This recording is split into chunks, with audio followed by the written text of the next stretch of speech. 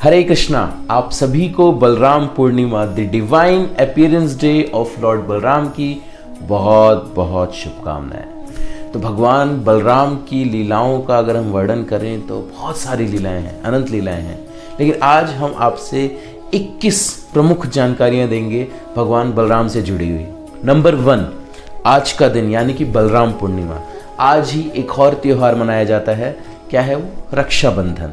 तो रक्षाबंधन में क्या होता है कि बहनें अपने भाइयों को राखी बांधती हैं। तो वास्तव में ये रक्षाबंधन कैसे शुरू हुआ? वास्तव में क्या था कि जो गुरु थे वो अपने सेवकों को सूत्र बांधते थे, संकल्पबद्ध करते थे, मतलब अपने शिष्यों को बांध के संकल्पबद्ध करते थे कि आपकी रक्षा करेंगे भगवान बलराम। तो आपको चिंता करने की कोई आवश्यकता नहीं है, आप बेफिक्र होकर अपना नाम जप कीजिए। तो वहाँ से ये शुरू हुआ और फिर धीरे धीरे करके फिर वहाँ से वो रक्षाबंधन बन गया, मतलब कि बहनें अपने भाइयों को बांधने लगी राखी। तो आज के दिन आप लोग अगर वास्तविक रक्षा चाहते हैं तो भगवान बलराम से प्रे करिए, वही हमारी रक्षा करेंगे, सारी बहनों की, सारी माताओं की और हम सब की। नंबर 2, बलराम जी सभी गुरुओं के आत्मशक्ति के स्रोत हैं, मतलब कि बलराम जी आदि गुरु हैं। He is the Guru of all the gurus. जितने भी गुरु हैं उन सबके गुरु, आदि गुरु हैं कौन? बलराम जी। तो बलराम जी का मुख्य कार्य क्या है कि सभी जीवों को भगवान की सेवा में लगाना। तो अलग अलग जो गुरु हैं वो क्या करते हैं? अपने शिष्यों को बोलते हैं कि भगवान की सेवा करो। तो उन गुरु को कौन एम्पावर करते हैं?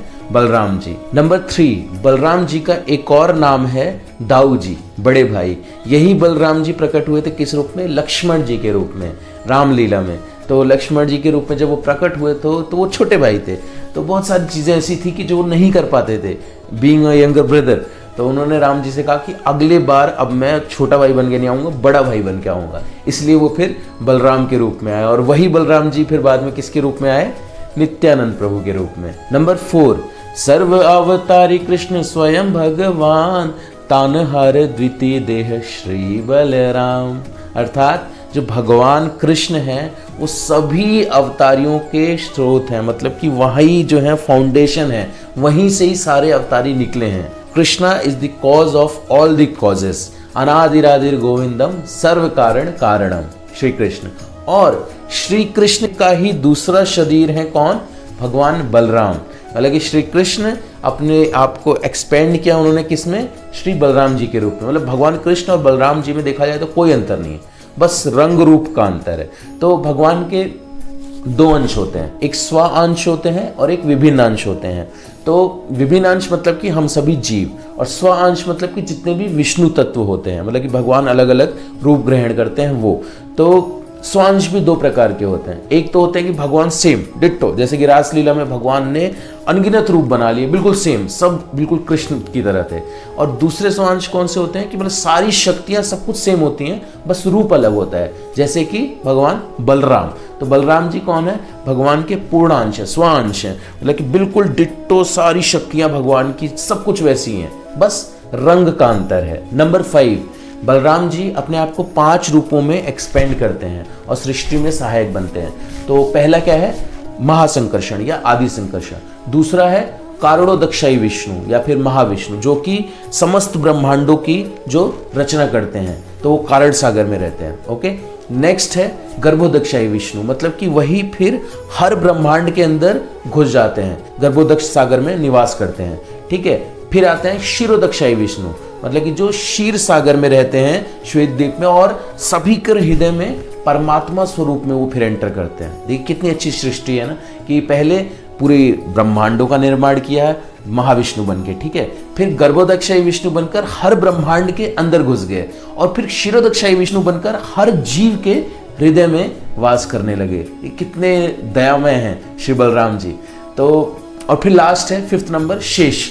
तो शेष जो हैं वो भगवान की पर्सनल सर्विस करते हैं। फर्स्ट 4 जो हमने बताया, पहले 4 महासंकर्षण, कारणोदक्षाई विष्णु, गर्भोदक्षाई विष्णु और क्षीरोदक्षाई विष्णु, ये 4 कॉस्मिक मैनिफेस्टेशन में हेल्प करते हैं भगवान के। और 5th जो शेष रूप में है, तो ये भगवान की पर्सनल सर्विस करते हैं। नंबर 6, उसके बाद बलराम जी 5 रसों में भगवान की सेवा करते हैं। कौन कौन सा रस है वो? शांत रस, दास्य रस, वात्सल्य रस, साक्ष्य रस और माधुर्य रस। तो शांत रस में कैसे करते हैं, जो पूरा धाम है वो बलराम जी का ही एक्सपेंशन है, शांत रस में भगवान की सेवा कर रहे हैं। उसके बाद क्या आता है, दास्य रस। दास्य रस में कैसे सेवा कर रहे हैं, लक्ष्मण जी के रूप में आए तो दास्य रस में सेवा करते थे, या भगवान कृष्ण जब थक जाते थे गौचारण करते करते तो अपने सखा के पैर पर सर रखकर लेट जाते थे और फिर बलराम जी उनका चरण दबाते थे, और ऐसे ही कृष्ण भी बलराम जी के चरण दबाते थे। तो ऐसे दास्य रस में सेवा करते हैं। उसके बाद क्या आता है, वात्सल्य रस। वात्सल्य रस में कैसे सेवा करते हैं, कृष्ण जी की केयर करते हैं, ख्याल रखते हैं। कृष्ण देखो उस रास्ते से मत जाना, वहां पर खतरा है, मैं बता दे रहा हूँ। कृष्ण देखो ऐसे मत करो, कृष्ण लग जाएगी। कृष्ण नहीं नहीं नहीं, तो वो रास्ता, कृष्ण वहां पर असुर है, बहुत सारे राक्षस हैं, वहां मत जाना। कृष्ण वो चीज मत उठाओ, वो बहुत भारी है, तुम नहीं उठा पाओगे। लाइक दिस वो कृष्ण जी की वात्सल्य रस में सेवा करते हैं। उसके बाद आता है साक्ष्य रस। तो साक्ष्य रस तो हमेशा ही जब गौचारण के लिए जाते हैं तो साथ साथ जाते हैं, कंधे पे हाथ रख के घूमते हैं पूरा वन, तो ये हो गया साक्ष्य रस। माधुर्य रस में कैसे सेवा करते हैं, माधुर्य रस में वो अनंग मंजरी हैं। अनंग मंजरी जो कि राधा रानी जी की छोटी बहन है, अनंग मंजरी वो बलराम जी का ही एक्सपेंशन है। तो अनंग मंजरी वही गौर लीला में कौन है, जानवा माता जी। तो अनंग मंजरी के रूप में वो माधुर्य रस में भगवान कृष्ण की सेवा करते हैं। नंबर 7, नंद भवन में कृष्ण और बलराम दोनों जी के विग्रह जो हैं वो सांवले रंग के हैं। क्यों, क्योंकि बलराम जी कृष्ण का रूप धारण कर लेते हैं उनकी रक्षा करने के लिए। तो एक बार ऐसे ही बलराम जी ने बोला, कृष्ण ऐसा करो, मुझे ना ये पीताम्बर दे दो। तो कृष्ण बोला लो, ये मोर पंख भी मुझे दे दो। तो कृष्ण बोला ले लो। फिर कहा अच्छा ये बंसी भी दे दो, आज मैं ना जाके बांसुरी थोड़ा बजाऊंगा। कृष्ण कहा ओके लीजिए। तो फिर बलराम जी गए यमुना के घाट पे, वहां जाके बंसी बजाने लगे। तो कंस ने केशी असुर को भेजा था मारने के लिए भगवान कृष्ण को। तो उसको पता था कि भगवान मोर पंख धारण करते हैं। देखा उसने, हाँ मोर पंख तो लगाया हुआ है इसने, हाँ पीताम्बर भी धारण किया है, ओ बंसी भी बजा रहा है, यही कृष्ण है। आके केशी असुर ने मारा, थाड़ करके छाती पे लात मारा बलराम जी के, बलराम जी गिर गए। तो मतलब इसका बेसिक मीनिंग क्या है कि बलराम जी रक्षा करते हैं कृष्ण की, कुछ भी होने वाला होता है वो आगे आ जाते हैं पहले। तो फिर बाद में लेकिन वो कृष्ण से कहते हैं लो अपनी बंसी लो, तुम मोर पंख लो, मेरे चोट मार दी, मुझे मार दिया यहाँ पर केशी असुर ने। तो जस्ट ये बहुत ही अच्छा पास टाइम है दोनों भाई का, कृष्ण और बलराम का, अगर हम देखें तो। नंबर 8, बलराम जी कौन है, हलधर हैं, मतलब कि हमेशा वो हल धारण करते हैं अपने हाथ में। तो श्रील प्रभुपाद जी बताते हैं कि जो बलराम जी हैं वो कृषि आचार्य हैं हमारे, और गोपाल यानी भगवान कृष्ण जो हैं वो गौ आचार्य हैं। तो जो भूमि और गौ से नहीं जुड़ा है वो कभी भी कृष्ण और बलराम को नहीं समझ सकता। नंबर 9, देवकी के 6 पुत्र मारे गए कंस द्वारा, जिन्हें षड गर्भ ये षड असुर कहते हैं। तो उनकी एक अलग कथा है कि वो 6 असुर कैसे आए थे देवकी जी के गर्भ में, और उसके बाद फिर बलराम जी का प्राकट्य हुआ था। नंबर 10, 6 महीने तक बलराम जी देवकी मैया के गर्भ में रहे। फिर भगवान कृष्ण ने अपनी शक्ति योग माया से कहा कि इनको अब स्थानांतरित कर दो आप किसमें, रोहिणी जी के गर्भ में। तो रोहिणी देवी जी के गर्भ में उनको स्थानांतरित किया गया। तो एक रोहिणी जी भी पहले से गर्भवती थी। तो एक बार को रोहिणी जी को लगा कि क्या हुआ, मतलब गर्भ में एकदम अजीब सा वो हुआ जब उनका ट्रांसफर किया गया, और वहां पर देवकी जी का गर्भपात हुआ और रोहिणी जी ने किसको जन्म दिया, बलराम जी को जन्म दिया। तो बलराम जी जब पैदा हुए तो नंद महाराज ने 10 लाख गायें जो हैं वो वितरित की। तो अभी कई बार हम लोग ऐसे सुनते हैं कि नंद महाराज के पास तो 9 लाख गायें थी, तो 10 लाख उन्होंने कैसे दिए डोनेशन में। तो एक्चुअली देखिए 9 नंद हैं, तो 9 नंद में ये जो नंद महाराज हैं इनके पास 1 करोड़ गायें थी, 1 करोड़ गायें थी, जिसमें से उन्होंने 10 लाख गायें मतलब कि लगभग 10% डोनेशन में दिया और उत्सव मनाया गया। नंबर 11, जिस तरह श्रीमती राधा रानी जी ने अपनी आंखें नहीं खोली जब तक कि उन्होंने कृष्ण को नहीं देख लिया, ठीक वैसे ही बलराम जी ने भी दुनिया को तब तक नहीं देखा जब तक कि कृष्ण का आविर्भाव नहीं हुआ और उन्होंने कृष्ण को नहीं देख लिया। नंबर 12, छठे मनवंतर के अंतर्गत चक्षुष्मनु जो थे उनकी बेटी थी ज्योतिष्मती। तो बोला कि मैं सबसे जो बलवान है पूरे जगत में मैं उसी से विवाह करूंगी। तो फिर चक्षुष्मनु जी गए इंद्र के पास, उन्होंने बोला कि इंद्र जी क्या आप सबसे बलवान हैं? तो इंद्र ने बोला कि नहीं मैं तो बलवान नहीं हूँ, हाँ वायुदेव की मदद से मैं सब कुछ करता हूँ, तो वो हो सकते हैं। तो वायुदेव के पास गए, वायुदेव से पूछा चक्षुष्मनु ने कि क्या वायुदेव जी आप सबसे बलवान हैं? तो वायुदेव जी ने बोला कि नहीं मैं कहाँ बलवान हूँ, पर्वत मैं इतना मतलब कोशिश करता हूँ लेकिन पर्वत हिल नहीं पाता, पर्वत सबसे बलवान है। तो पर्वत के पास गए, बोला पर्वत की क्या आप सबसे बलवान है? पर्वत ने बोला नहीं नहीं, मैं कहाँ, मैं जिस पर मैं हूँ, मतलब इस धरती पर, ये धरती सबसे ज़्यादा बलवान है। तो मतलब कि पृथ्वी। तो बोला कि अच्छा, तो पृथ्वी से पूछा धरती से कि क्या आप सबसे ज़्यादा बलवान है? बोला कि नहीं नहीं नहीं, मैं सबसे ज़्यादा बलवान नहीं, जिसने मुझको धारण किया हुआ है अनंत शेष, वो सबसे ज़्यादा बलवान है। अनंत शेष यानी कि भगवान बलराम।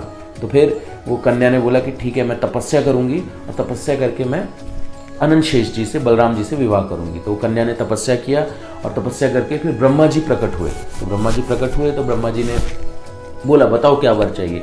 तो बोला कि मुझे अनंत शेष बलराम जी से विवाह करना है। तो ब्रह्मा जी ने बोला कि नहीं, वो तो अभी आप नहीं कर सकते, वो तो अभी बाद में प्रकट होंगे। तो बोला कि मुझे अभी करना है। तो ब्रह्मा जी ने बोला ठीक है, तो आप ऐसा करो कि रेवती के शरीर में आप जाओ। तो रेवती जो राजा रेवत की पुत्री हैं, तो उनके शरीर में आप जाओ, उनका विवाह बलराम जी से होने वाला है। तो फिर वो ज्योतिषमती जो थी वो गई रेवती के शरीर में। नंबर 13, अभी ये जो मनवंतर चल रहा है उसका 28वां चतुर्युग है। तो एक मनवंतर में 71 चतुर्युग होते हैं, आप लोगों को पता होगा। तो ये 28वां चतुर्युग चल रहा है। लेकिन जो रेवती जी जो हैं वो कब पैदा हुई थी? वो पैदा हुई थी इस मनवंतर के पहले चतुर्युग में, यानी कि 12 करोड़ वर्ष पहले लगभग। तो 12 करोड़ वर्ष पहले वो पैदा हुई थी। तो जो राजा रेवत थे, तो उन्होंने सोचा कि मैं अपनी कन्या का विवाह किससे करूं? तो वो चले गए ब्रह्मा जी के पास अपनी पुत्री को लेकर। तो ब्रह्मा जी के लोग चले गए, तो वहाँ देखिए ब्रह्मा जी, वहाँ पे नृत्य गान चल रहा था, तो बैठ गए वहाँ पर। तो बैठे तो 20 मिनट निकल गया ऐसे। तो ब्रह्मा जी के पास फिर गए, जब समय मिला तो ब्रह्मा जी, मैं अपनी पुत्री को लेकर आया हूँ, तो कोई योग्य वर बताइए। तो ब्रह्मा जी हंसने लगे, बोले कि आपको पता है आप जहाँ से आए हैं वहाँ पर 12 करोड़ वर्ष बीत चुके हैं। क्यों? क्योंकि वहाँ पे ब्रह्मा जी का 20 मिनट मतलब कि 12 करोड़ साल, मतलब ब्रह्मा जी का 1 सेकेंड, ब्रह्मा जी के लोक में 1 सेकेंड यहाँ पृथ्वी का 1 लाख साल होता है, 1 लाख वर्ष। तो ब्रह्मा जी ने बोला कि अब बलराम जी अवतरित हो रहे हैं, तो आप शीघ्र जाओ, विलंब मत करो, 1 सेकेंड भी अगर रुकोगे तो 1 लाख साल और बीत जाएगा। तो अब शीघ्र आप जाओ और बलराम जी से रेवती का विवाह करो। फिर रेवत जी आए, राजा रेवत अपनी पुत्री को लेकर, रेवती को लेकर, और फिर बलराम से उनका विवाह हुआ। नंबर 14, एक बार श्रील प्रभुपाद जी ने अपने शिष्यों से पूछा कि बताओ कृष्ण और बलराम में सबसे ज़्यादा शक्तिशाली कौन है? तो सब सोचने लगे कि सारी शक्ति तो बलराम जी से ही आ रही है, बलराम जी होंगे। तो प्रभुपाद जी ने कहा कि देखो, आप कृष्ण के कंधे पर हाथ रखकर खड़े हैं बलराम जी, मतलब कि कृष्ण का सहारा लेकर खड़े हैं, तो कौन शक्तिशाली हुआ?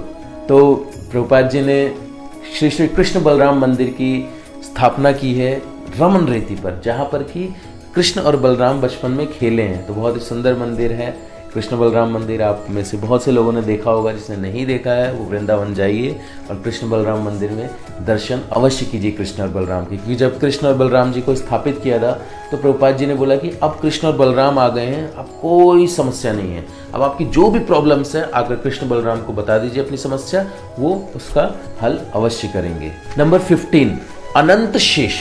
ये नाम क्यों है बलराम जी का?